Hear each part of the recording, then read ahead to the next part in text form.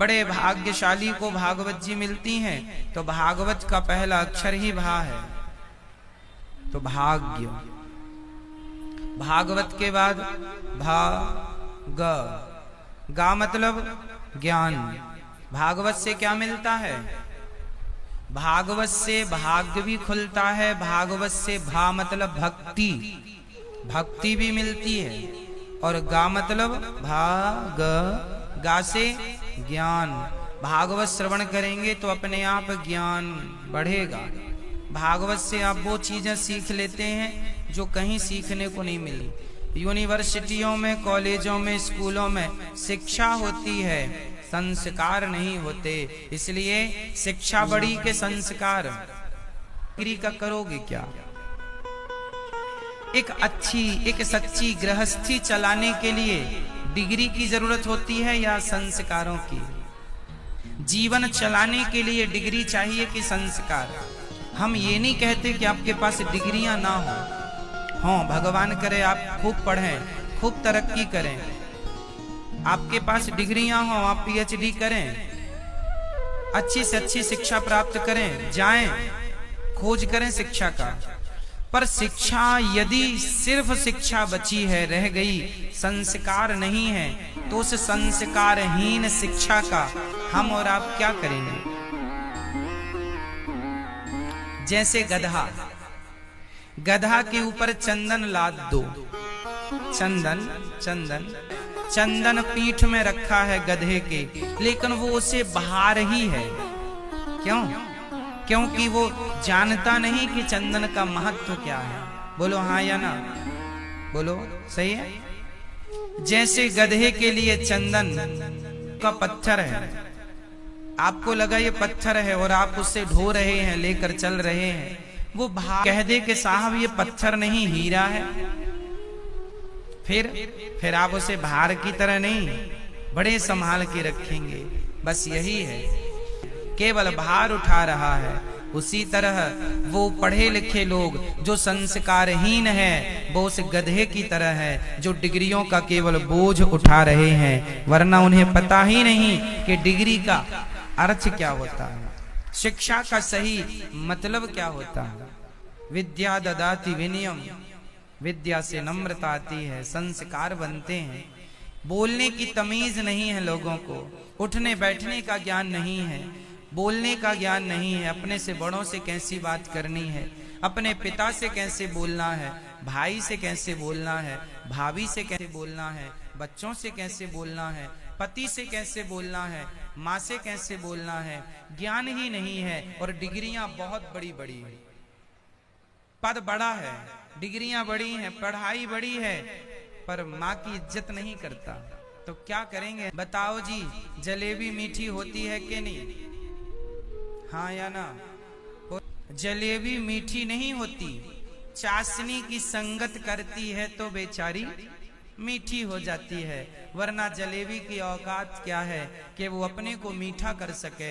जलेबी को मीठा करती है तो चाशनी मीठा करती है। उसी प्रकार शिक्षा जलेबी की तरह है, संस्कार चाशनी की तरह है। यदि शिक्षा को संस्कार की चाशनी में डुबा दिया जाए तब तो जीवन जीने लायक बना, जलेबी खाने लायक तब बनी जब चाशनी में डूबी, वरना खाता कौन है?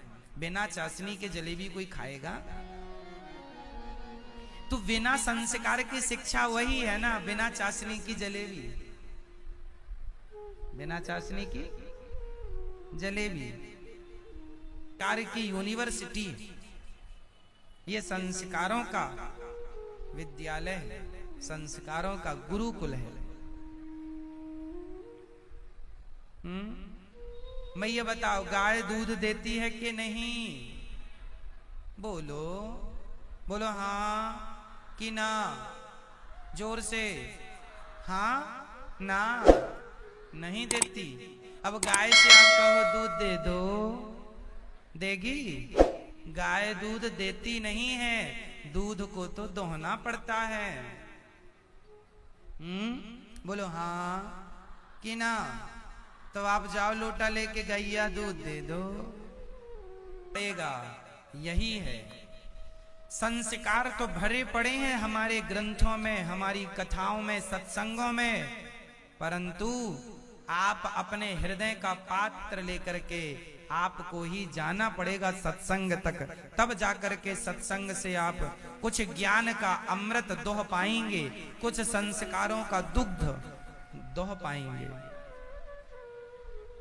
संस्कारों को प्राप्त करने, दूध को प्राप्त करने गाय के पास जाके दोहना पड़ेगा। उसी प्रकार संस्कारों को प्राप्त करने के लिए गुरु शरण में जाकर के कथाएं सुननी पड़ेंगी। ना सत्संग के कुछ भी नहीं।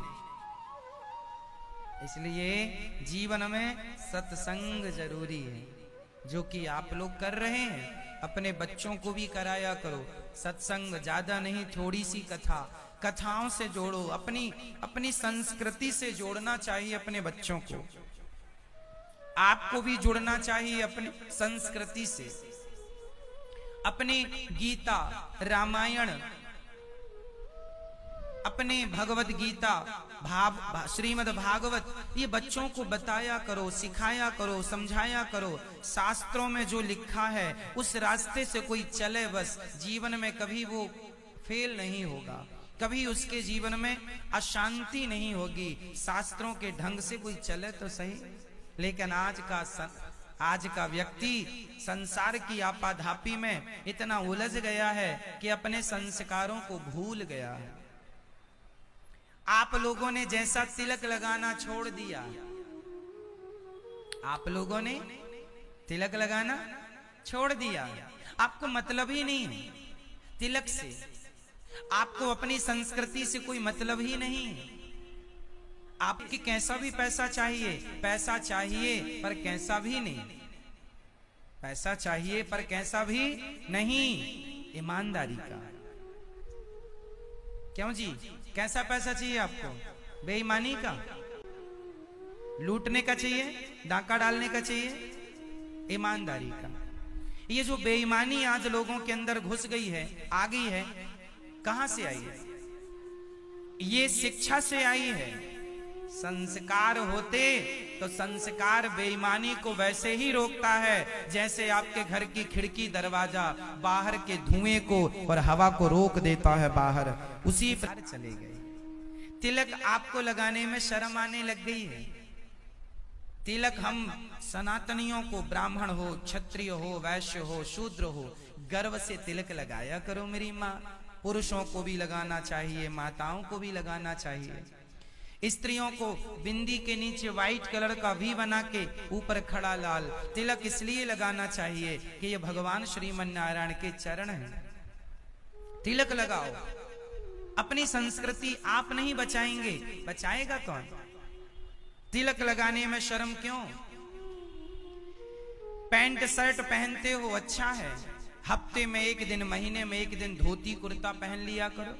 मॉल एक दिन सब्जी खरीदने बाजार जाओ तो धोती कुर्ता के लिबास में जाना चाहिए। आप नहीं बचाएंगे अपने धर्म, अपनी संस्कृति को तो बचाएगा कौन? अपने बच्चों को तिलक लगाओ, पत्नी को लगाओ, खुद लगाओ। तिलक लगाकर आज बाजार जाएंगे, तिलक लगाकर आज मॉल शॉपिंग करने जाएंगे, लोग देखेंगे, पूछेंगे ये क्या लगा रखा है, बताओ सबको, दुनिया को, यही हमारा धर्म है, यही हमारी संस्कृति है। हम बहुत है पर ज्ञान नहीं है कि अपनी माँ से कैसे बात करनी है, अपने पिता से कैसी बात करनी है। आजकल पढ़े लिखे बच्चे अपनी माँ के लिए समय नहीं निकालते, तड़पती चिल्लाती चीखती रह जाती है माँ। तो बेटा अपनी माँ को छोड़कर, अपने बाप को छोड़कर कहीं और ना गया होता, जहां गया होता माँ बाप को संग ले गया होता। यही संस्कार है। फिर ये वृद्धाश्रम बनाने की जरूरत ना पड़ती। क्यों? सही है। इसलिए आप मुसलमान भाई टोपी लगाता है, उसे शर्म नहीं आती टोपी लगाने में, लेकिन हिंदुओं को तिलक लगाने में शर्म आती है, धोती पहनने में, चोटी शिखा रखने में शर्म आती है। जब आप ही अपने धर्म का पालन नहीं करेंगे तो क्या पाकिस्तान से लोग आएंगे आपका धर्म का पालन करने के लिए? भाइयों को देखिए, वो बैठे हैं हमारे सिख भाई, गर्मी हो सर्दी हो, हमारे सिख भाई अपने माथे पर पगड़ी लगाते हैं, उन्हें बोझ नहीं लगती पगड़ी। वो ये नहीं कहते कि गर्मी बहुत है जी पगड़ी नहीं लगाएंगे, ना जी, वो पगड़ी तो हमारा गौरव है, पगड़ी तो हमारी विरासत है, हमारे ऋषि मुनियों की, गुरु नानक देव का स्वरूप है ये। फिर हम अपनी विरासत भूल जाएं, अपनी संस्कृति ही त्याग दें, तो फिर हम रहे ही क्या।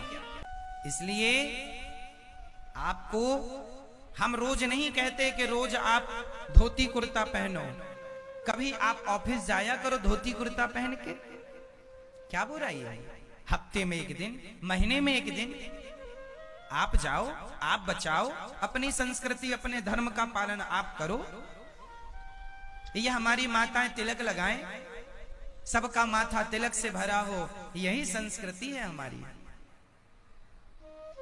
सत्य बोलने पर विश्वास करो जी, झूठ बोलने में हमें कोई फायदा नहीं है।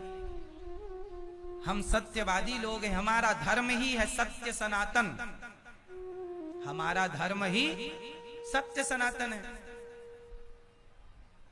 हमारा धर्म का नाम क्या है? सत्य।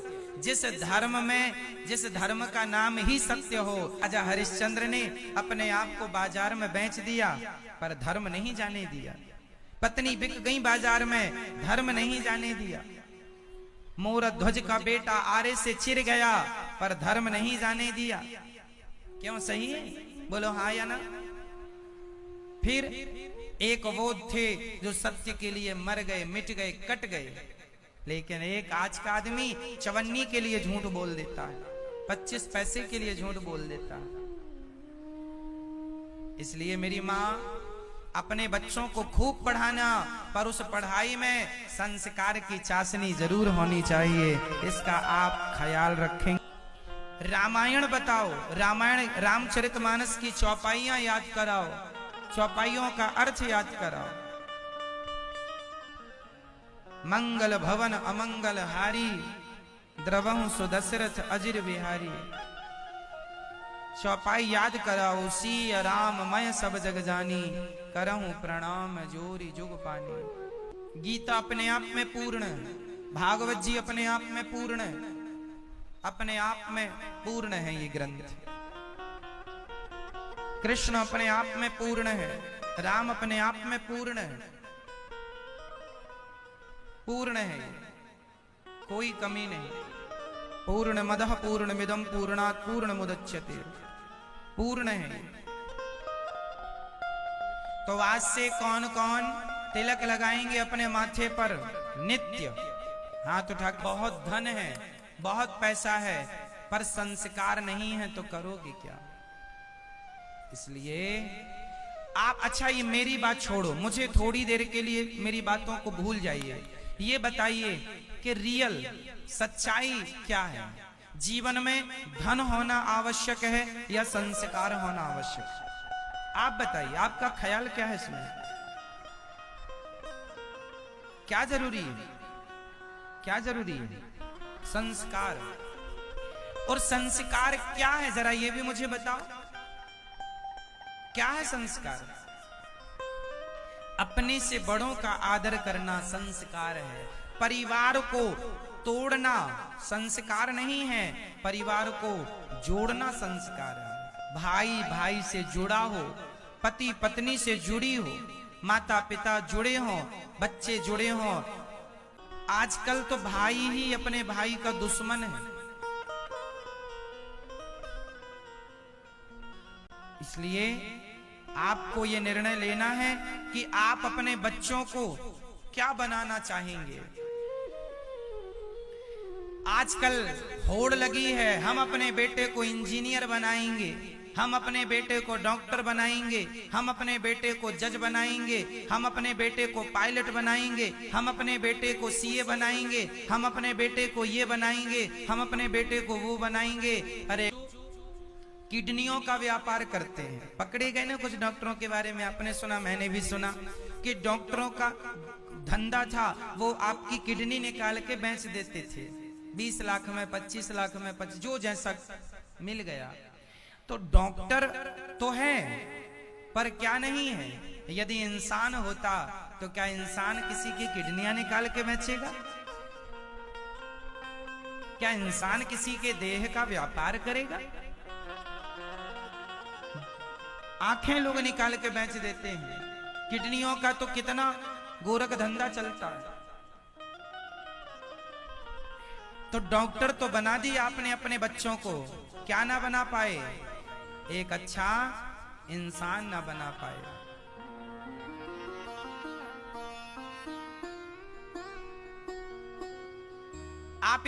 आप अपने बच्चे को एक एडवोकेट तो आपने बना दिया, वकालत तो पढ़ा दी, पर एक अच्छा इंसान ना बना पाए। इसलिए वो केस किनका लड़ रहे हैं? जिन्होंने किसी मासूम सी बच्ची के संग दुराचार कर लिया है, उसे बचाने के लिए वो अपनी दलीलें रख रहे हैं। केस भी उनका क्यों लड़ा जाए जिसे हम और आप जान रहे हैं कि ये गलत है, बलात्कारी है, उसका पक्ष क्यों लिया जाए? ये आतंकवादी है, उसका पक्ष क्यों लिया जाए? तो आप पढ़े हैं, आप वकालत जानते हैं, आप एडवोकेट हैं, परंतु आप अच्छे इंसान बनिए। पहले अच्छा इंसान बना दो। जो अच्छा इंसान होगा वो अच्छा एडवोकेट होगा, वो अच्छा डॉक्टर होगा, वो अच्छा इंजीनियर होगा। इंसानियत तो मर गई लोगों की। इंसानियत बची कहां है? इंसानियत होती तो खुद का बेटा अपनी मां को घर से क्यों निकालता? इंसानियत गैरों की नहीं, अपनों की भी तो मर गई है। इसलिए एक अच्छा इंसान बनाओ और अच्छे से अच्छे संस्कार दो। और आप स्वयं संस्कार। एक ट्रेन में एक छोटी सी लड़की पुस्तक पढ़ रही थी, तो सामने वाली सीट में बैठे एक सज्जन ने उस लड़की की मां से कहा, अरे बहन, ये आपकी जो बेटी है बड़ी संस्कारी है। इस उम्र के बच्चे छोटे छोटे तो मोबाइल में गेम खेलते हैं, आपकी बेटी तो पुस्तक पढ़ रही है। तब उसने जो जवाब दिया बड़ा प्यारा था। उस महिला ने कहा, भैया, बच्चे अपने से कुछ कहाँ करते हैं, बच्चे अपने से कुछ कहाँ करते हैं, जो माँ बाप को देखते हैं बस वैसा ही किया करते हैं। आप ही अपना मोबाइल चलाना कम करो तो बच्चे भी कम करेंगे। आप थोड़ा सा समय गीता में लगाओ, रामायण में लगाओ। हर चीज गूगल के पास नहीं है साहब, हर चीज गूगल के पास नहीं है। आज भी कुछ ज्ञान, कुछ बातें हैं जो केवल हमारे शास्त्रों में ही पन्नों के नीचे दबी हुई हैं। यदि आप वो कभी पन्ने खोलें तो शायद आपको वो नॉलेज मिले, शांति मिले। इसलिए अच्छा, ज्ञान क्यों जरूरी है? मुझे एक बात आप बताइए, ज्ञान क्यों जरूरी है? ज्ञान से क्या मिलता है? ज्ञान से क्या मिलता है? कौन बताएगा? बताओ, ज्ञान से क्या मिलता है? ज्ञान से ही शांति मिलती है, शांति। जो लोग आज अशांत हैं वो अज्ञानी हैं।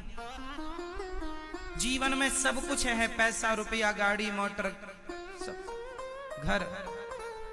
ज्ञान नहीं, शांति नहीं। शांति कहां से मिलती है? विशुद्ध ज्ञान से। कौन सा ज्ञान चाहिए? अच्छा बताओ, ज्ञान क्या है? पिछली बार शायद मैंने ज्ञान की परिभाषा दी थी, फिर से पूछ लेता हूं। बताओ, ज्ञान किसे कहते हैं? कौन सा श्लोक हम पढ़ लें, कौन सी पुस्तक रट लें तो हम ज्ञानी हो जाएंगे? बताइए, ज्ञान किसमें है? क्या है ज्ञान? संसार में ज्ञान क्या है? कौन सी पुस्तक रट लेने वाले को आप ज्ञानी मानेंगे? बताइए, ज्ञान की परिभाषा दीजिए जल्दी से। मैया जी, ओ मेरी माँ, बोल दो मेरी माँ।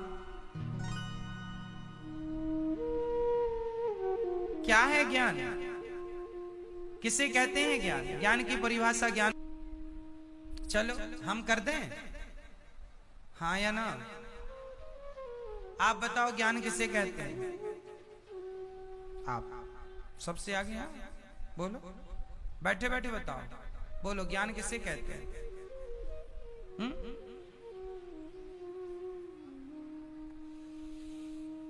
आप सबकी अपनी अपनी परिभाषाएं हो सकती हैं, किसी की सही भी हो सकती है, किसी की यथार्थ हो सकती है, बुरा नहीं है, अच्छा है आपका ज्ञान होना। पर ज्ञान की रियल परिभाषा ये है, जो व्यक्ति ये जान ले, समझना, जो व्यक्ति ये जान ले, जो व्यक्ति ये समझ ले कि मेरा धन केवल कृष्ण है, जो ये मान ले कि मेरी संपत्ति केवल कृष्ण है, जो कृष्ण को अपना धन मान रहा है, वही इस धरती में सबसे बड़ा ज्ञानी है। और जो दुनिया के लोगों को या कागज के टुकड़ों को धन मानकर चल रहे हैं, वो ज्ञान, वो केवल उसी तरह है जैसे गधा चंदन ढो रहा है। ऐसे ज्ञानी तो आप बन गए, पर ज्ञान प्राप्त करके आप भक्ति ना कर पाए, प्रेमी ना बन पाए, भगवान को ना जान पाए, ईश्वर को अपना धन ना मान पाए, तो आपका वो ज्ञान केवल बोझ है, पुस्तकों का भार ढो रहे हैं आप। मीराबाई कहती हैं, मेरे तो गिरधर गोपाल दूसरो ना कोई, मेरा धन केवल कृष्ण है। जो अपना कृष्ण भगवान को मानते हैं वो दुनिया में ज्ञानी है, जो भगवान के अतिरिक्त किसी को धन नहीं मानते। आजकल तो बच्चों को लोग अपना धन मानते हैं, पैसे रुपया को, कोठी बंगलों को धन मानते हैं। ये धन स्थिर धन नहीं है, ये धन ये आपका नहीं है। दुकान, खेत, पैसा आपका नहीं है। थे तो आपके पैसे, गड्डियां थी आपके पास 500-500 की, 1000-1000 की, नोट बंद हो गए तो अब कहां रहे तुम्हारे?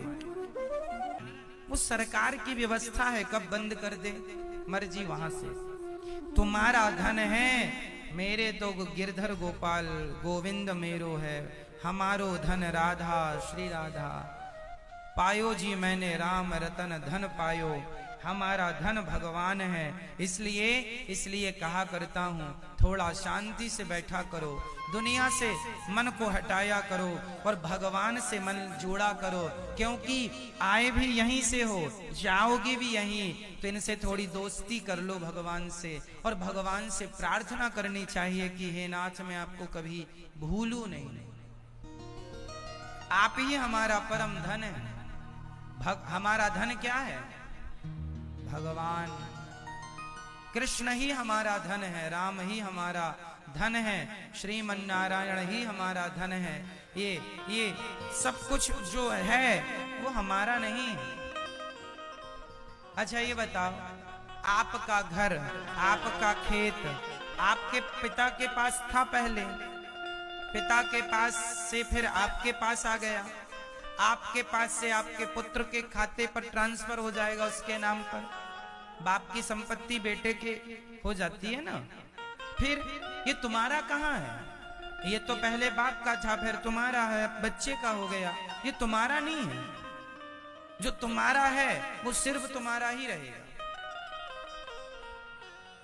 इसलिए ये कुछ हमारा नहीं है, हमारा केवल कृष्ण है। इसे आएंगे, आप कहते हैं मेरे पास बड़ी फौज है, क्या करेंगे फौज का? पास भी बड़ी फौज थी, द्रौपदी के पास पतियों की फौज, पति भीम जैसा दिग्गज, अर्जुन जैसा गांडीवधर, भीम जैसा दिग्गज पहलवान, 10,000 हाथियों का बल, नकुल सहदेव जैसा परम सुंदर परम बलशाली, और युधिष्ठिर जैसा परम धर्मात्मा। इतनी बड़ी ताकत थी द्रौपदी की, लेकिन ये ताकत उस समय काम ना आई जब साड़ी खिंच रही थी। आई उसी प्रकार ये तुम्हारी ताकत जो कहते हो मेरी पत्नी है, मेरे 5 बच्चे हैं, मेरे बच्चे हैं, मेरा भाई है, ये भाई बेटा पत्नी और पतियों की ताकत काम नहीं आएगी। मेरा पति बड़ा पैसे वाला है तो रहा आए, पति की ताकत काम नहीं आएगी तुम्हारे। कोरोना काल में लोग ऑक्सीजन के लिए तड़प तड़प के मर गए, बताओ किसकी ताकत काम आई? अंत में एक ही काम आएंगे, भगवान। इसलिए उन्हें आखिरी में बुलाओ या अभी से बुला लो। क्यों मैया, आखिरी समय के लिए बैठी रहोगी क्या? बताओ। अच्छा, आप दिल में हाथ रखकर बताओ, आपकी ताकत कौन है? आपकी ताकत कौन है? आप किसके बल पे गरज रहे हैं? किसके बल पे बड़ी बड़ी बातें करते हैं? मुझे नहीं जानते, मैं ये हूं, मैं वो हूं। किसकी अकड़ है साहब, किसकी गर्मी है ये? अकड़ तो रावण जैसों की ना चली, जिसके 1 लाख बेटे थे, 1.25 लाख नाती थी। अभिमानी रावण भी मारा गया, वो रावण भी धराशायी हो गया। इसलिए कहता हूं, हमारा धन संसार के लोग नहीं है, हमारा धन कागज का टुकड़ा नहीं है, हमारा धन तो केवल भगवान है। ये बात समझ लो तो जीवन सफल है, वरना मूर्खों की तरह जिंदगी जियो और मर जाओ, फिर जियो फिर मर जाओ, फिर जन्म लो फिर मर जाओ, फिर जन्म लो। यही चल रहा है, पुनरपि जननम पुनरपि मरणम, जन्म मृत्यु जन्म मृत्यु। मैया जी, मेरी माँ, बताओ आपका बल क्या है? हमारा बल कौन? हमारा बल कौन? भगवान। हमारा धन कौन? हमारा धन कौन? जोर से, किस किस का धन भगवान है? ठीक, अच्छा, सदा मानोगे? ऐसा तो नहीं यहां से बाहर निकलती। एक मैया, ये आपकी तरह एक मैया ने हाथ उठाया, हमारा धन भगवान है महाराज। हाथ वाथ खूब उठाया, हमें लगा मैया ज्ञानी हो गई। अब हमने पूछ लिया, मैया क्या हुआ, क्यों रो रही हो? बोले महाराज जी, हमारी चप्पल कोई ले गया।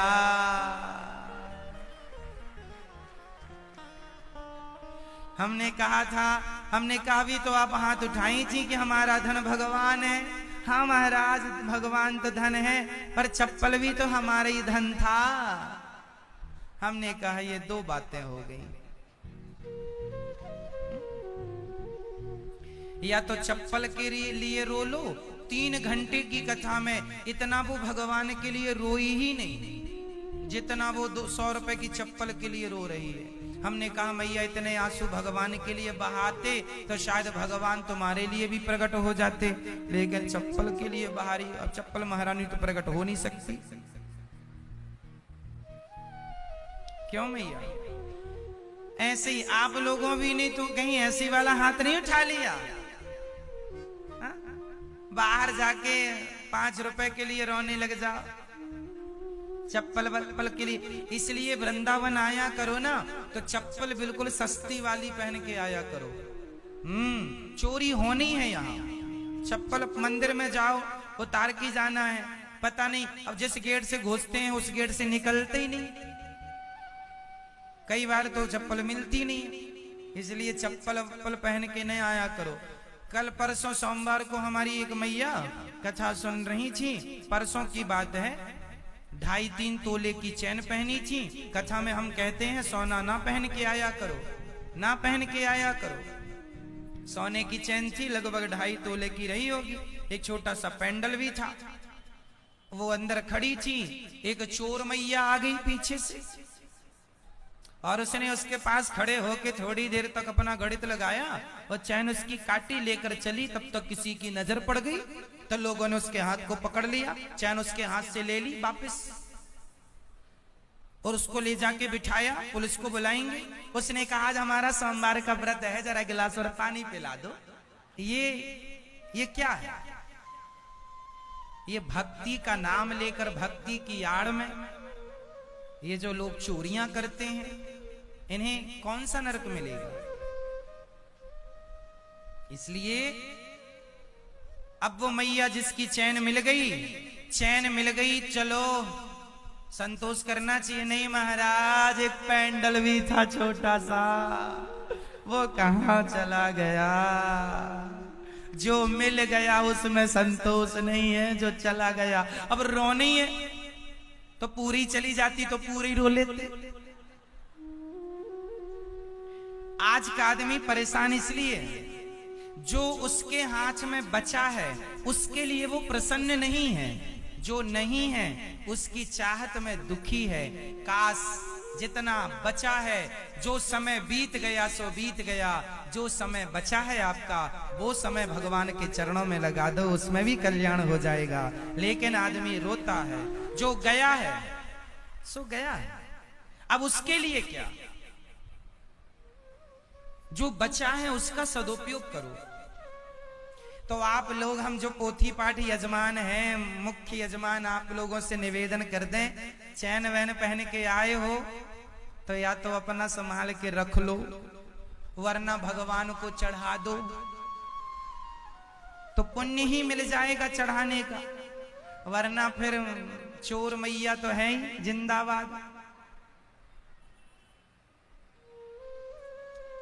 कुछ लोग तो चोरी करने ही आते हैं, तो फिर आप लोग अपना मोबाइल, चैन, जूते चप्पल महंगे तो नहीं पहन के आए। वृंदावन चल रहे हैं, नए लाएंगे 10,000 के, 10,000 के जूते। यहाँ देखता कौन है। यहाँ तो जूते उतार के आदमी नंगे पांव चलता है कि हमारे चरणों में भी, हमारे माथे पर भी वो रज आकर लिपट जाए जिस रज में भगवान चलते थे। यहाँ हमने यहाँ जूते चोर को पकड़ा, हमारे कार्यकर्ताओं ने रोज आता और जो बढ़िया बढ़िया जूते चप्पल रहते उठा के ले जाता। एक दिन तो जिसने उतार के जा रहा उसी के जूते, उसने कहा क्यों, ये जूते तो हमारे नहीं, हमारे हैं, हमारे। और चोर का कॉन्फिडेंस देखो, हमारे हैं। उसने दिया 2-4 तेरे हैं। वो पकड़ के बोला कब से कर रहा है, बोले 6 महीने से चुरा रहा हूं। कितने जोड़ी चुरा लिया, बोले हजारों जोड़ी चुरा लिया। करता क्या है, बोले बेच देता हूं 50 रुपए 100 रुपए में। तो चोरों को कितना पुलिस समझाए, कितना आप समझाएं, कितना हम समझाएं। भारत में देखो जूते चप्पल तक नहीं बचते। इसलिए ये किस चीज की कमी है, संस्कारों की। शिक्षा का अभाव है और शिक्षा भी संस्कारहीन है। थोड़ा शिक्षित होना जरूरी है, संस्कारी होना जरूरी है। तो आपसे मैं बार बार यही निवेदन करूंगा, मैया आप लोग सोना चांदी पहन के तो नहीं आए। कौन कौन आया है हाथ उठाओ, किस आएगी, बाद में रोना मत।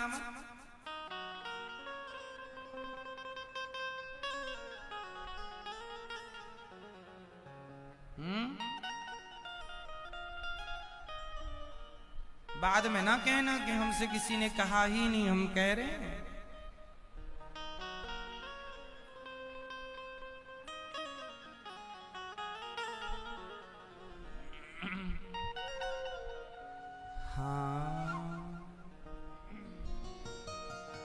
हम सब झूठे, भगवान सच्चे। सतचित आनंद जो विश्व की उत्पत्ति पालन संहार करते हैं, समस्त दुखों को दूर करते हैं, ऐसे भगवान को हम बारंबार नमस्कार करते हैं। यम प्रव्रजन्त मनुपेतमपेत कृत्यम द्वैपायनो विरह कातर आजुहाव पुत्रेति तन्मयतया तरवोऽभिनेदुस् तं सर्वभूत हृदयं मुनिमानतोऽस्मि। शुकदेव भगवान को नमस्कार करते हैं। नैमिषारण्य में 88,000 संत बैठे हैं, सत्संग चल रहा है। सूत जी शौनक आदि ऋषियों से कह रहे हैं कि बस कथा श्रवण करना है, ऐसी कथा सुनाओ कि कृष्ण की प्राप्ति हो जाए, शाश्वत प्राप्ति हो। शाश्वत कृष्ण प्राप्ति करम शाश्वत साधनम तद्वदाधुना।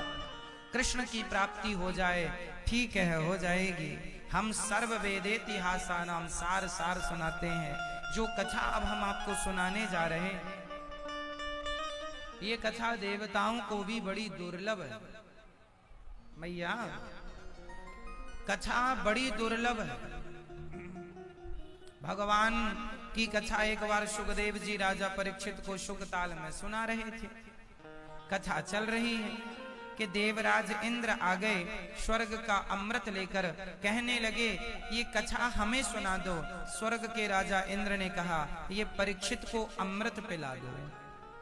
सुखदेव भगवान ने कहा कि कहाँ स्वर्ग का तुच्छ सा अमृत और कहाँ भागवत का दिव्य अमृत। अच्छा सुनो, स्वर्ग में भी एक अमृत है। स्वर्ग में भी क्या है मैया? किस किस को पता है कि स्वर्ग में अमृत है? स्वर्ग में अमृत है मैया, किस किस को पता है कि है? कहाँ रखा है? कुछ आइडिया है?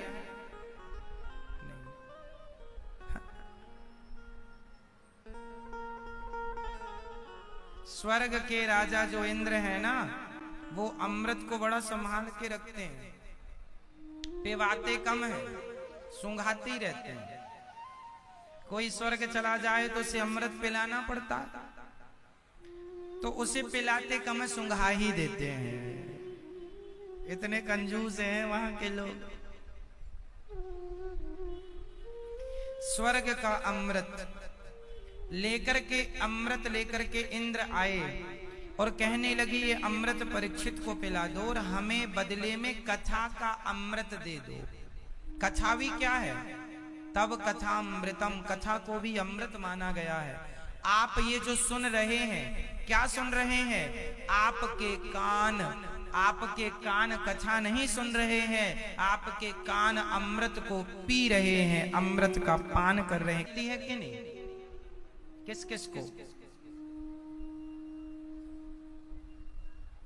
तो आप कहां जा रही हो मैया अमृत छोड़ के?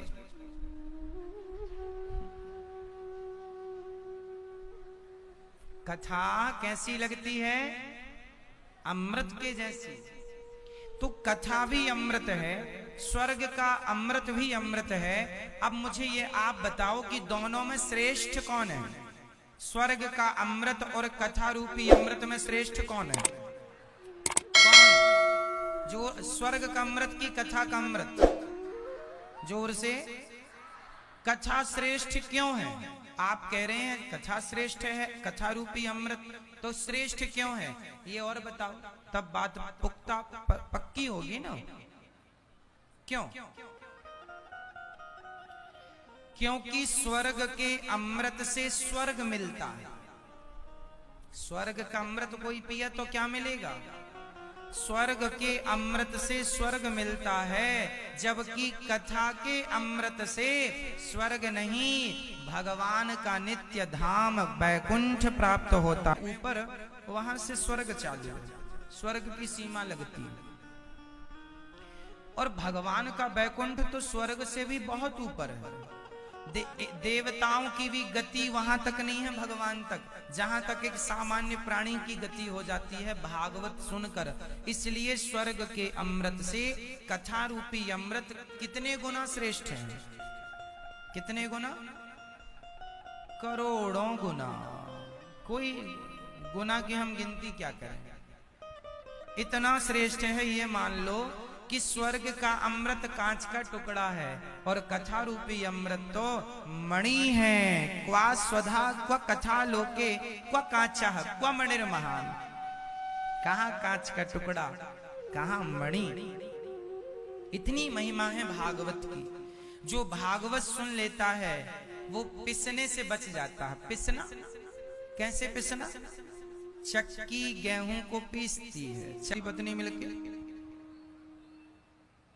आप जितने पति पत्नी आए हैं जोड़े से, आप एक दूसरे से सलाह ले सकते हैं, एक दूसरे से डिस्कस कर सकते हैं, जितने भी यहाँ पति पत्नी जोड़े से, और हम पूछ के फिर हमें बता सकते हैं आप लोग। मैया आपके बताओ, चक्की के बीच में एक लकड़ी, पुरानी चक्की की बात कर रहे हैं हम, जो पत्थर की चक्की होती थी ना पहले, दो पार्ट होते थे, एक नीचे, देखा आपने कभी उसको? उसमें एक लकड़ी का बीच में कि लकड़ी का होता नहीं, चलती चक्की देख कर दिया कबीरा रोए, दो पाटन के बीच में साबुत बचाना कोए। तो आपको बुढ़ा कर दिया, समय ने तो आपके बाल पका दिए और समय ही मार देगा, तो काल ही सबको मार रहा है मैया। तो हम लोग चक्की में पिस रहे हैं, गेहूं का दाना पिस रहा है, एक दाना बच गया, कौन सा? जो कील के पास, उस एक के पास आ गया। बस यही है, जो उस एक परमात्मा की शरण में आ गया वो बच जाएगा, जन्म और मृत्यु के चक्र से पिसने से बच जाएगा। तो क्योंकि ये जन्म, स्वर्ग जाने पर भी आदमी को मृत्यु लोक आना पड़ता है, कार्यकाल स्वर्ग का पूरा करके फिर जन्म मृत्यु चलती है उसकी। पर जो भागवत सुन लेता है वो जन्म मृत्यु से छूट कर मोक्ष का अधिकारी हो जाता है। अच्छा, ये मोक्ष क्या होता है मैया? एक छोटा सा सामान्य उदाहरण देता हूं। उदाहरण तो सामान्य है पर आप समझ पाए इतनी बात है। सुनो, ये बताओ, आज आप लोग वृंदावन आए हैं, आपका बहुत स्वागत है वृंदावन में। यहाँ के आपको कैसा लग रहा है? अच्छा कि बहुत अच्छा कि बहुत बहुत बहुत अच्छा? अच्छा, जितना अच्छा आपको यहाँ फील हो रहा है, इतना अच्छा यहाँ लग रहा है, क्या इतना अच्छा घर पर भी लगता है आपको? बोलो नहीं? अब 2-4 दिन वृंदावन रहेंगे तो फिर आपको लगेगा कि यहाँ बहुत अच्छा है। घर की अपेक्षा घर भी बहुत अच्छा होता, सबका घर अच्छा होता, पर वृंदावन तो वृंदावन है। सुनो, अभी आज आपका पहला दिन है, जब 7 दिन बाद आपके जाने का नंबर आएगा ना, तो आपके पांव बढ़ेंगे ही नहीं आगे। ऐसा लगेगा थोड़ा और रुक जाते, ना जाना पड़ता, अच्छा लग रहा था यहाँ। जैसे आपके घर से ज्यादा सुख वृंदावन में मिला, घर से ज्यादा आनंद, ज्यादा शांति वृंदावन में है, यहाँ से जाने का जी नहीं करता। उसी तरह मृत्यु लोक से ज्यादा शांति बैकुंठ में है। उसी जो बैकुंठ पहुंच जाता है उसी का मोक्ष कहलाता है। मोक्ष, कई लोग कहते हैं मोक्ष क्यों चाहिए? अरे बैकुंठ में भगवान का दर्शन है, जन्म मृत्यु के चक्र से मुक्ति है ना? जैसे आप वृंदावन आए, रोज रोज रोटी बनाओ, खाओ, बर्तन बर्तन सबसे मुक्ति मिल गई। यहाँ न तो झाड़ू, ना तो पोंछा, ना तो पड़ोसन की चिक चिक, सबसे दूर आ गए वृंदावन। उसी तरह जो मोक्ष प्राप्त करता है, जब वृंदावन में इतना सुख है तो सोचो बैकुंठ में कितना आनंद होगा। इसलिए हम सबको वहीं चलना है। वहां कैसे जाएंगे? अच्छे कर्म करके जाएंगे। आप लोग वृंदावन क्यों आए हैं? आपके अंदर अच्छी भावना का उदय हुआ, तो अच्छी भावना हुई कि वृंदावन चलना चाहिए, तो अच्छी भावना ने आपको वृंदावन ले आए।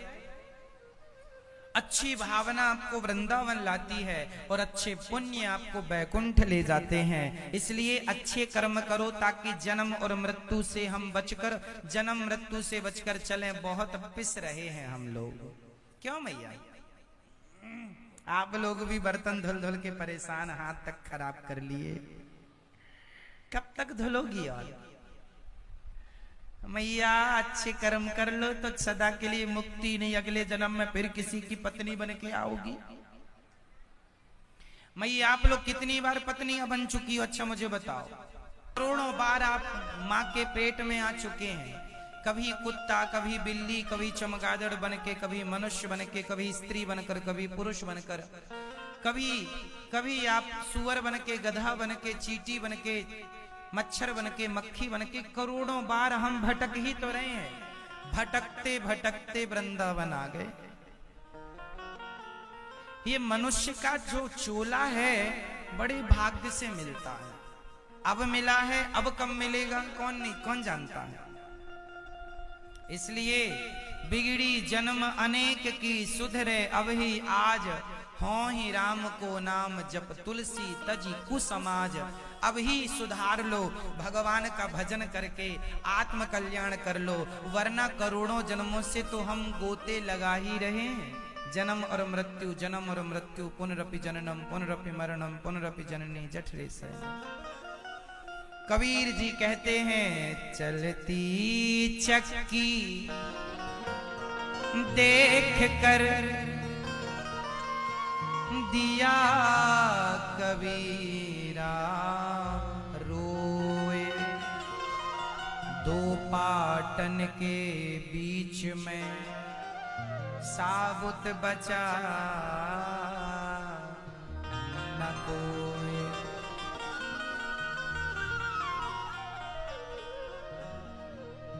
तब कबीर जी के बेटे कमाल ने एक दोहा गाया,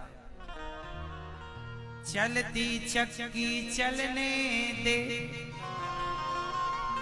पिस पिस आटा होए, कीले माही जो रहे।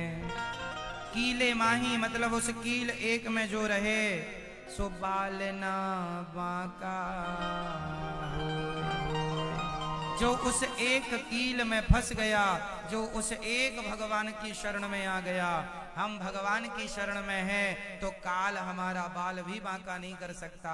मरेंगे तो हम भी सबकी तरह, पर मर के हमारी दुर्गति नहीं सदगति हो जाएगी। यदि अच्छे कर्म करेंगे आप लोग। एक रह गए तो ये जो बीच में आपको जरा जरा सुख मिला, बेटा का, बेटी का, शादी का, विवाह का, पति का, पत्नी का, इस सुख में आपको क्या मिला? मेरा सवाल है, बहुत गहरा है।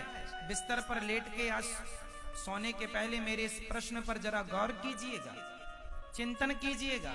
मेरी एक एक बात पर आप पीएचडी कर सकते हैं।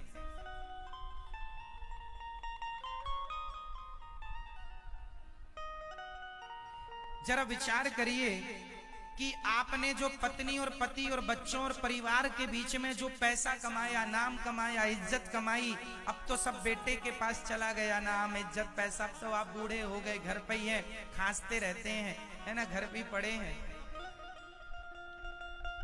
अब मुझे ये बताओ आप लोग कि वो जो सुख पाया था अपने पत्नी से, पुत्र से, परिवार से, पैसों से, नाम से, इज्जत से, अपनी प्रशंसा से, उस सुख को कहां बचाया रखा आप लोगों ने? कहां गया वो? चलायमान है, जाता जा रहा है। एक सुख है, इसलिए कहता हूं कि आप अपने जीवन में पत्नी, पुत्र, परिवार को अपना धन ना मानो। एक दिन आप सिंगल रह जाएंगे, ना पुत्र रहेगा, ना पुत्री, ना पत्नी, ना पति, ओनली आप अकेले रहेंगे। उस समय शायद मेरी बात आपको समझ में आए। दुनिया के लिए तुम मरते रहे, दुनिया के लिए रोते रहे, वो आपके ना हो सके। जो आपके थे उनके लिए कभी दो आंसू बहाए ही नहीं, उनको कभी दिल से अपना कहा ही नहीं, माना ही नहीं। अभी भी समय है, अभी भी चिंतन कर लो भगवान का। और अब तो मेरा धन भगवान ही है, बस वही चिंतन करो। यहां से जाना है, अभी जगाया, पिछली बार भी हमने आपको जगाया था, आप सो जाते हैं, ज्ञान हम देते हैं, आप भूल जाते हैं। तो आज से आपका परम धन क्या है? जोर से, आपका धन क्या है मैया? लेकिन आप भूल जाती हो मैया। अभी घर जाके मेरा पप्पू महाराज, ये मेरा पप्पू बात करो इससे, मेरे पप्पू से, मेरा पोता है, मेरा पोता, मेरी पोती, मेरा बेटी, ये हमारी मैयाओं की तो बेटियों की ममता खाए जा रही है। बुढ़ापा बिगाड़ लिया मैया ने, दांत वांत तोड़ लिए, लेकिन फिर भी ममता नहीं जा रही है। बेटियों की बुढ़ापे में बेटा बेटी पोता पोती नहीं। मेरी माँ, तुम तो अब सिंगल बची हो ना, अब तैयारी में लगो अपनी। ये वक्त भी क्या वक्त है। जब आपका वक्त था, जब आपका वक्त था, तब आपके पास वक्त नहीं था। जब आपका वक्त था तब आपके पास वक्त नहीं था, और जब आपके पास वक्त है तब आपका वक्त नहीं रहा।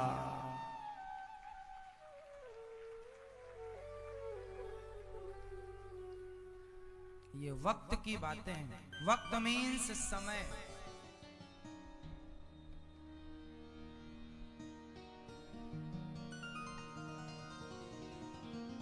इसलिए हम कहते हैं मेरी माँ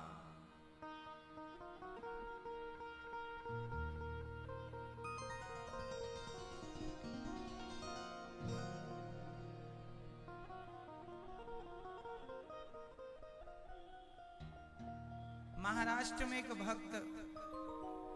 भक्ति करने वाली एक बहन थी, नाम था शक्को बाई। शक्को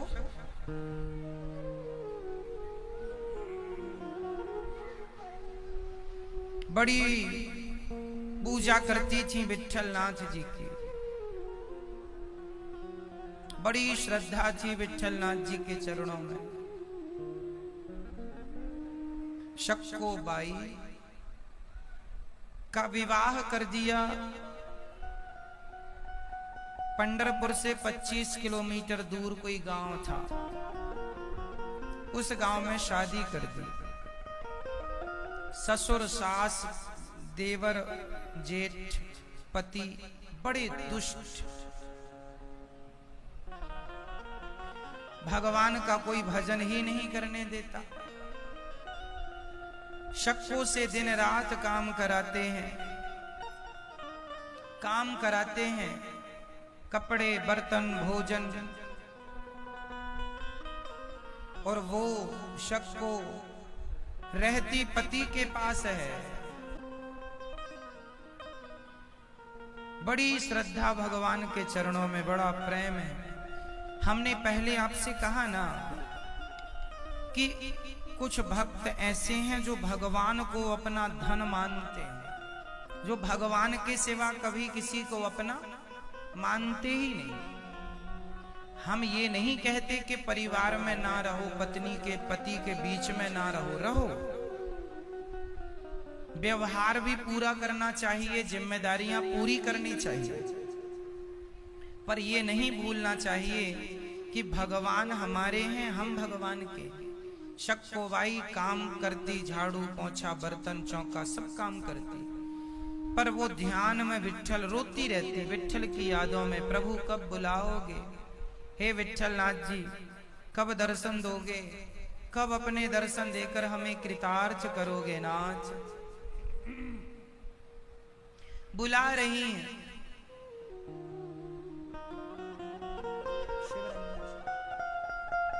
बुला रही हैं, पर शक्को की सास और ससुर बड़े दुष्ट। एक दिन शक्को ने कहा, चलो बहुत दिन हो गए हैं,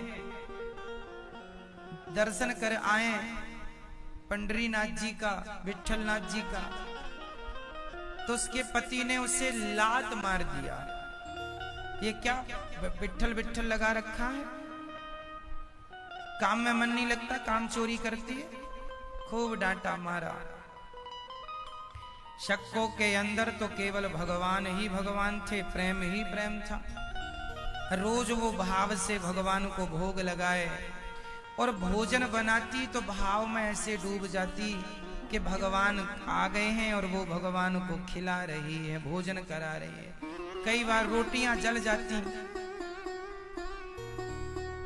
तो सास बड़ा मारती थी। एक दिन वो आंगन में बर्तन धुल रही थी कि उसके कानों में आवाज आई, विट्ठल विट्ठल विट्ठला, पांडुरंग विट्ठला। तुरंत बाहर निकलकर देखा तो 15-20 संत खड़े थे, वो जा रहे थे। तो पीछे के साधु से पूछ लिया, आप कहाँ जा रहे हैं? बोले, हम पंढरपुर जा रहे हैं, मेला लगा है पंडरीनाथ जी का, दर्शन करने जा रहे हैं। इसके हाथ बिल्कुल काले थे, ये बर्तन धुल रही थी। शक्को बाई हाथ में कालिख लगी थी, हाथ भी नहीं धोला कि हाथ धोने में कहीं संग छूट ना जाए। उसी हाल में संतों के संग हो गई, प्रेम इतना जागा, भूल गई कि मेरा पति है, भूल गई कि मेरी सास है, ससुर है, कोई बंधन नहीं, चल पड़ी संतों के संग भाव विभोर होकर विठ्ठल विठ्ठल जपते हुए अब भगवान मिल ही जाएंगे। ऐसे कहते कहते चली। तब गांव के कुछ लोगों ने कहा, अरे ये तो फलाने की बहू है, इसने तो सिर तक नहीं ढका। शिकायत कर दी। उसके पति घोड़े पर चढ़कर, उस जमाने में लोगों के पास, पैसे वालों के पास घोड़े होते थे, घोड़े में चढ़कर ससुर जी गए। रास्ते से बहू के बाल पकड़कर घसीटते लाए। बड़ी पुजारिन बन रही है, चल कहां जा रही है? कह रही है, पिताजी विठ्ठल नाथ जी का दर्शन करने जाने दो, बहुत दिन हो गए हैं, जब से शादी हुई तब से दर्शन नहीं हुआ। बड़ा ढोंग करती है, बड़ा भक्तानी बनती है। कमरे में बंद कर दिया, खूब मार लगाई सास ने, पति ने, ससुर ने। खंबे से हाथ पीछे करके बांध दिया, खूब मारा, इतना मारा कि पूरे शरीर पर निशान पड़ गए। लाठी से, बिलना से, जूते से, लातों से खूब पिटाई पड़ी। बंधी, भोजन पानी बंद कर दिया घर वालों ने, कुछ नहीं मिलेगा, नाम खराब कर दिया तूने, सारे गांव में बिना सिर ढके चली गई। बड़ी पुजारिन बनती है। शक्को बाई रो रही है और भगवान से रोती रोती यही कहती है, हे विठ्ठल नाथ जी, मुझे दुख इस बात का नहीं है कि मेरी सास ने मारा है, ससुर ने मारा, देवर ने मारा, पति ने मारा, कोई दुख नहीं है। दुख इस बात का है कि हे विठ्ठल नाथ जी, मेरी इन आंखों ने अभी तक आपका दर्शन नहीं किया। हे नाथ, अब मेरे प्राण निकलने वाले हैं। कुछ ही रोती चली गई, रोती चली गई, विठ्ठल विठ्ठल विठ्ठल। भाव ऐसा है, उसका शरीर ही तो बंधा है, मन तो ऐसा है कि संतों के संग जा ही रहा है। मन से तो वो दर्शन कर रही है भगवान विठ्ठल नाथ जी का। तभी विठ्ठल नाथ जी की आंखों में आंसू आ गए। भगवान को लगा मेरी भक्ति करने वाली, मेरी पवित्र भाव रखने वाली, पवित्र भाव रखने वाली मेरी शक्को मुझे पुकार रही है। आज भगवान स्वयं पंडरीनाथ विठ्ठल नाथ जी शक्को के घर चले गए। शक्को बाई मूर्छित थी, बेहोश, पर उस बेहोशी में भी मुख से ध्वनि निकल रही थी, विठ्ठल विठ्ठल विठ्ठल। तभी भगवान ने अपने आप को शक्को के रूप में परिवर्तित कर लिया। भगवान खुद शक्को बन गए। जैसी साड़ी उसने पहनी थी वैसी भगवान ने, जैसी चूड़ी, जैसे उसके बाल, जैसे उसका रंग, दरवाजे के बाहर करते हैं और भगवान स्वयं शक्को बाई बनकर उसकी जगह खुद बंध जाते हैं। क्योंकि यदि वो नहीं बंधेंगे तो फिर घर वाले पकड़ ले आएंगे। अब भगवान खुद भक्त के लिए बंधन को स्वीकार कर लेते हैं और बंधे हुए भक्त को बंधन से मुक्त कर देते हैं। ये भगवान ही कर सकते हैं भक्तों, और कोई नहीं कर सकता। शक्को बाई चली, भगवान बंध गए और जल्दी पंढरपुर पहुंच गई और भगवान का दर्शन वो कर रही है। और यहाँ भगवान बंधे हुए हैं शक्को बनकर। तब तक सास ने दरवाजा खोला और एक तमाचा दिया बहू के गालों पर। उस समय वो तमाचा भगवान को मार रहे हैं, क्योंकि उस समय भगवान है। पति आके एक लात जमाया, ससुर ने आके एक लाठी जमाई, खाना पीना कुछ नहीं दिया।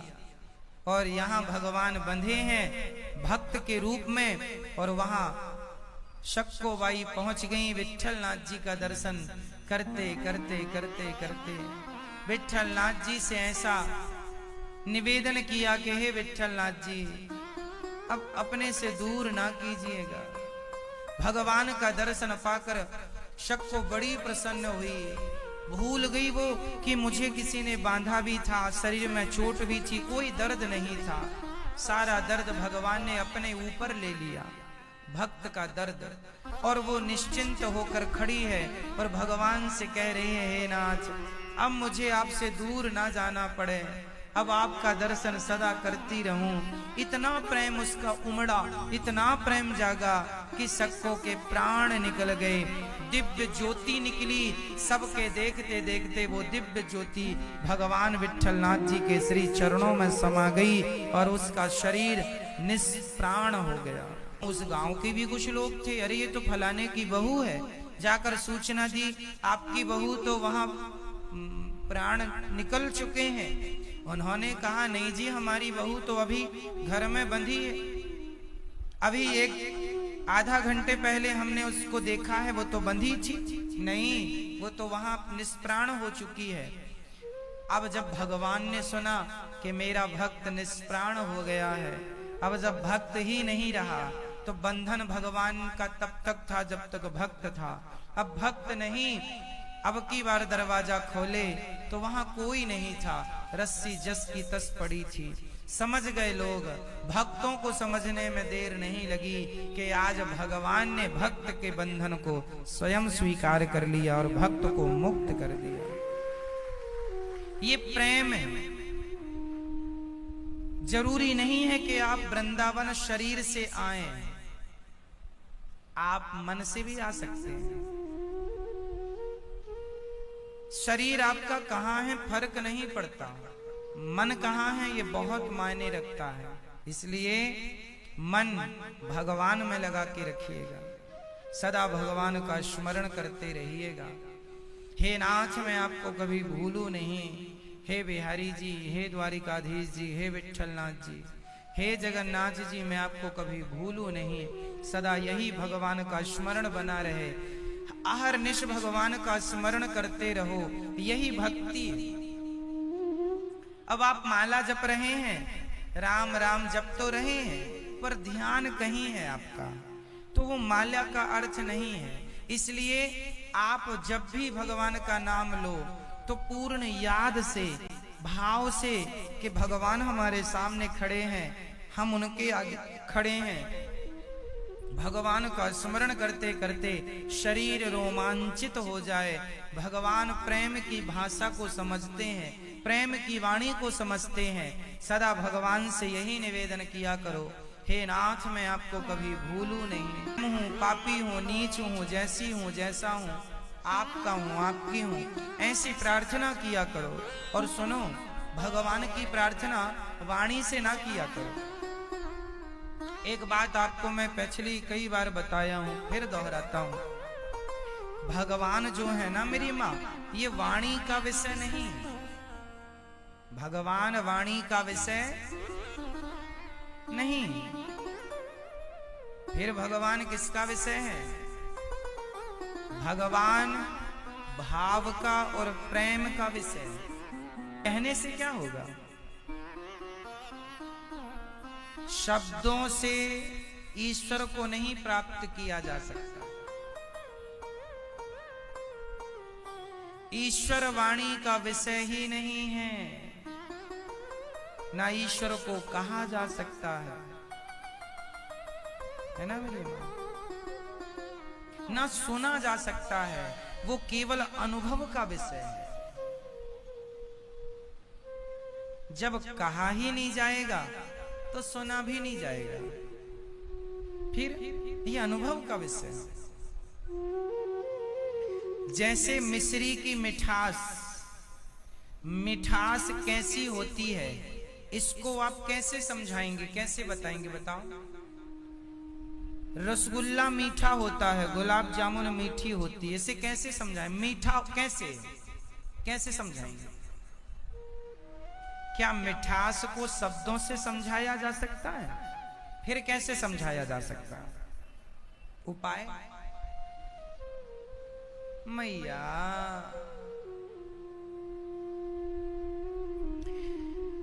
गुलाब जामुन रसगुल्ला मिठाई मीठी होती है, इसे कैसे समझाओगे आप? हमें समझाओ, बताओ रसगुल्ला कैसा होता?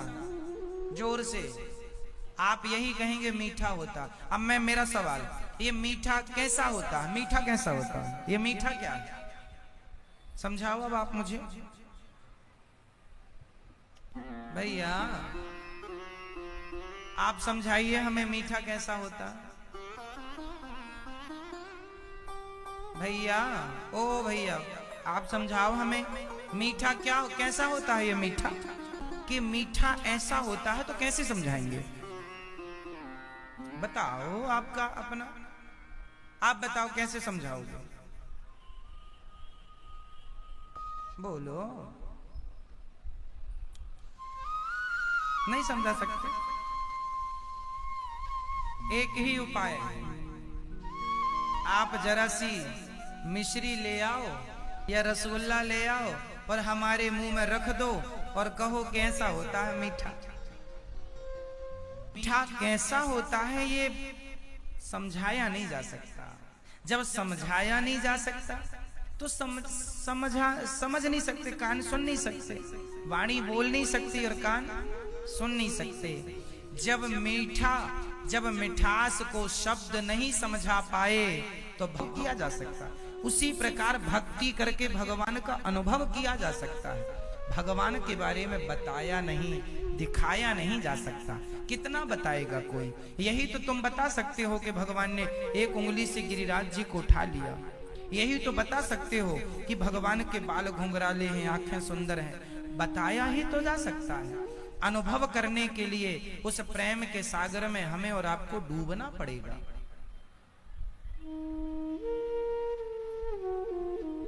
क्यों मैया? उस प्रेम के गहरे सागर में जब तक डूबेंगे नहीं तब तक ईश्वर प्राप्त कैसे होंगे? इसलिए भगवान से सच्चा प्रेम करो, केवल प्रेम। जैसे गुलाब जामुन मुंह में रखने से पता लगता है कि मीठा है ना?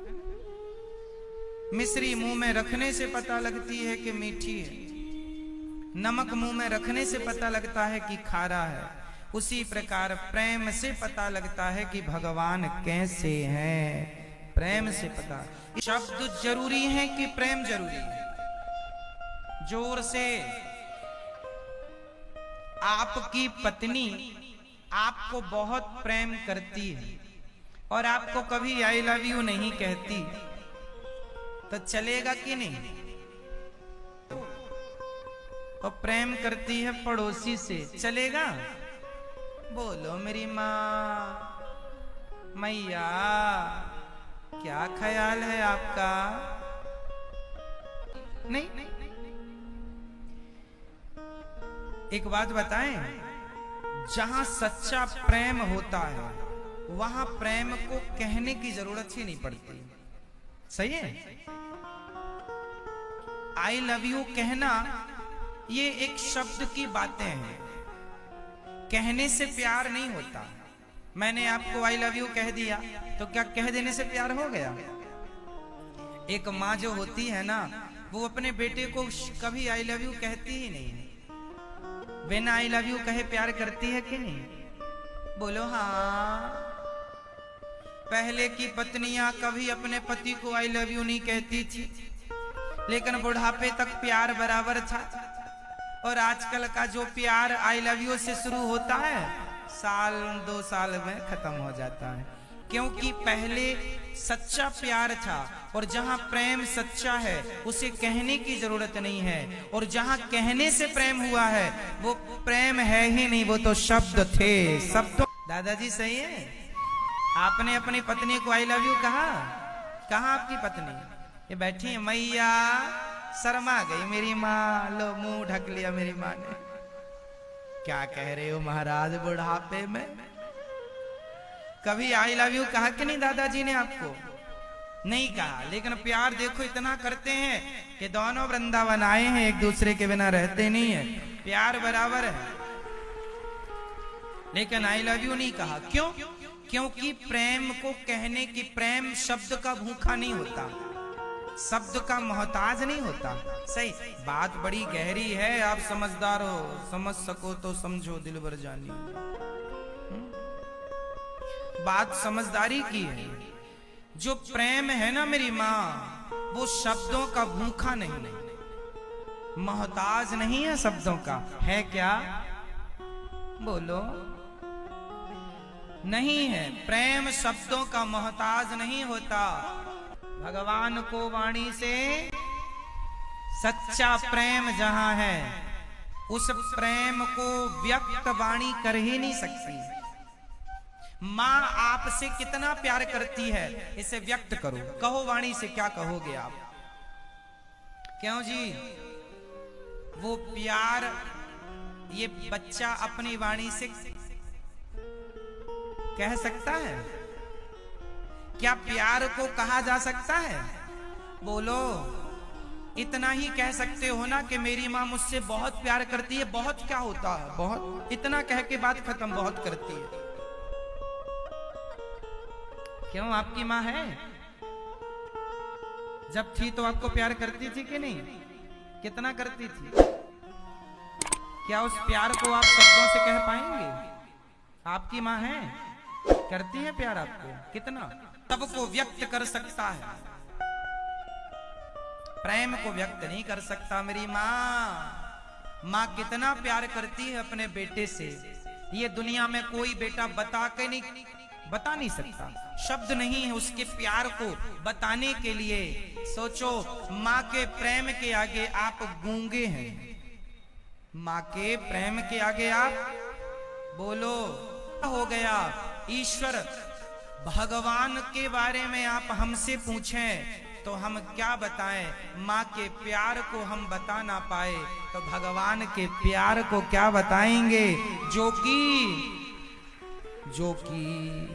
तू प्यार का सागर है। भगवान तो प्यार का, जब माँ के प्यार को हम व्यक्त ना कर पाए तो भगवान के प्यार को व्यक्त करेंगे। इसलिए उस परमात्मा के आगे हम गूंगे हैं, उसके आगे हम जोर से। इसलिए मेरी माँ, वाणी से परे है ईश्वर। कई लोग कहते हैं महाराज जी भगवान के बारे में समझाओ। अरे भगवान वाणी का विषय ही नहीं है, मैं क्या समझा दूं आपको भगवान के बारे में? वाणी का विषय नहीं, जो वाणी से समझा ही नहीं जा सकता, समझाया ही नहीं जा सकता, उसे वाणी समझाएगी कैसे? बात समझ में किस किस को आ गई? जिसको आ गई हाथ उठा लो। उठाया तो बताओ क्या समझ में आया आपको? बोलो। इतनी देर से समझा रहे हैं हम, आगे आगे पाठ, पीछे पीछे सपाट। मैया पीछे वाली बताएंगी, सब मिलके बताओ। हाँ, ईश्वर वाणी से परे है। ईश्वर वाणी का विषय ये समझा रहे हैं इतनी देर से। भगवान को वाणी से नहीं, इसलिए भगवान को किससे जानोगे? जोर से अभी ये और हमने समझाया, भगवान को किससे जान सकता है कोई? प्रेम से।